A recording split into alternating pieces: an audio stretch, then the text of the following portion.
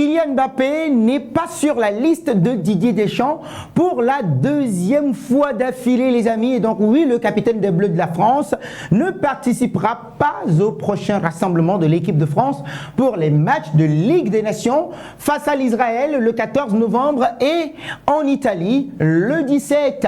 Avant de plonger dans le développement de cette nouvelle capsule vidéo, les amis, assurez-vous tout simplement de suivre la chaîne Real de Madrid que vous pourrez retrouver sur les www.realdemadrid.com. Bah oui, WhatsApp, Facebook, YouTube.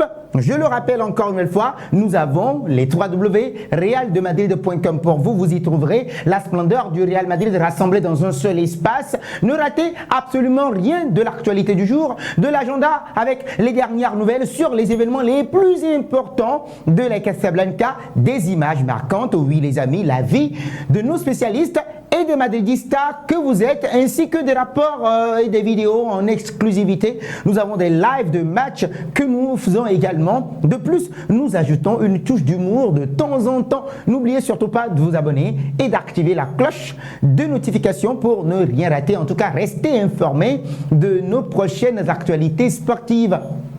Kylian Mbappé non retenu en équipe de France. Comment Didier Deschamps, oui les amis, justifie cette décision ou bien sa décision? Et il a dit ceci en conférence de presse: je pense que c'est mieux comme ça. Kylian Mbappé voulait venir et ce n'est pas l'extra sportif, rappelez-vous, de Suède qui entre-temps en compte.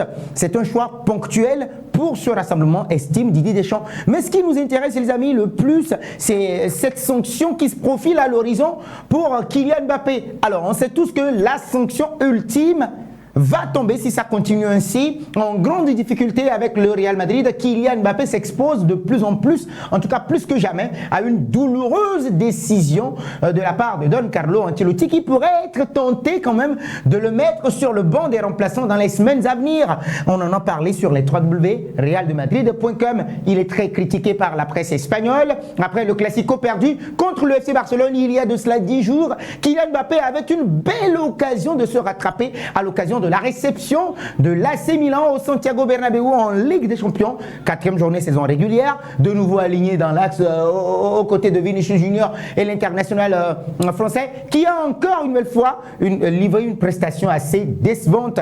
Des tentatives quand même qui ont été stoppées par Mike Maignan par 2 fois. Et dans le jeu, l'ancien buteur du Paris Saint-Germain n'apporte toujours pas ce que Carlo Ancelotti attend véritablement d'un numéro 9. La situation crispe à la fois les dirigeants du Real Madrid, mais aussi Kylian Mbappé lui-même, exaspéré par de ne pas jouer à sa position préférentielle d'ailier gauche. Vous savez tous qu'il y a quelqu'un là-bas. Et donc il va bien falloir que le Bondinois se mette à l'esprit qu'il ne jouera jamais sur le côté gauche au Real Madrid, sans quoi il va rapidement faire un tour sur le banc des remplaçants. Alors, seriez-vous, les amis, surpris de voir Kylian Mbappé relégué au banc des remplaçants les semaines à venir au Real Madrid? Si cela continue ainsi, vous m'en direz un peu plus dans les commentaires. Le discours qui consiste à dire que numéro 9, ce n'est pas son poste de prédilection et qu'il n'est donc pas dans les meilleures dispositions au Real Madrid. Mais il y a un souci, les amis, il y a un souci. Alors, si j'ai bon souvenir, la dernière saison en Ligue 1 française et en Ligue des Champions, quand il jouait ailier gauche, il ne faisait plus la différence sur les côtés. Et il y a 2 ans de cela, défensivement, Kylian Mbappé ne courait pas du tout.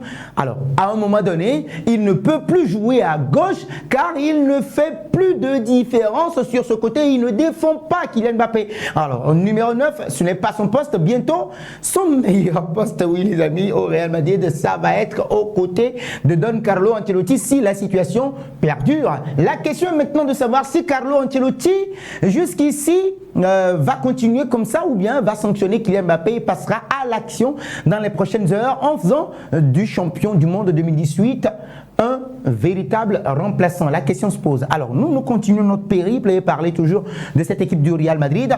Allez toujours avec ces jeunes qui frappent, qui toquent à la porte. On veut jouer, on veut jouer, on veut jouer. Arda Güler et Endrick, justement, information à retrouver sur les www.realdemadrid.com. Et donc si Arda Güler et Endrick qui ne jouent plus, le coach de 65 ans s'est expliqué à Ancelotti justement, qui a estimé que ces deux jeunes font les frais de ces joueurs qui sont devant. Il y a Eduardo Camavinga par exemple pour Arda Güler, il y a Aurélien Tchouaméni, il y a Luka Modric, Dani Ceballos, et donc c'est un peu difficile de les faire jouer. Et donc Ancelotti ne change pas grand chose avec sa disposition des joueurs comme Arda Güler, avec sa disposition comme des joueurs Arda Güler brillants en sélection et aux séances d'entraînement, ou encore Endrick qui a déjà frappé à 2 reprises cette saison. Le coach de 65 ans n'offre plus de temps de jeu à ces derniers, et donc la discussion entre Florentino Pérez et Ancelotti a été capturée justement par les médias, et donc parfois surexcités dans leur réaction dans le jeu. Arda Güler et Endrick n'ont pas rassuré leur entraîneur pour prendre part aux grosses rencontres passées. Donc plus précisément du côté du jeune turc que plusieurs veulent voir jouer, Ancelotti reproche son manque d'efforts défensifs, estimant que la présence de Kylian Mbappé et Vinicius Junior sur la pelouse prive l'équipe d'hommes pour effectuer les tâches défensives, et donc Don Carlo Ancelotti se dit incapable d'ajouter un milieu offensif. Voilà qui bloquerait peut-être les chances de titularisation du jeune Arda Güler. Mais il est temps que les choses changent, puisque oui, les deux jeunes veulent jouer tout simplement. Et donc oui les amis, la réaction dans les commentaires, c'est de savoir si Arda Güler et Endrick doivent impérativement être titularisés pour changer un tout petit peu la donne.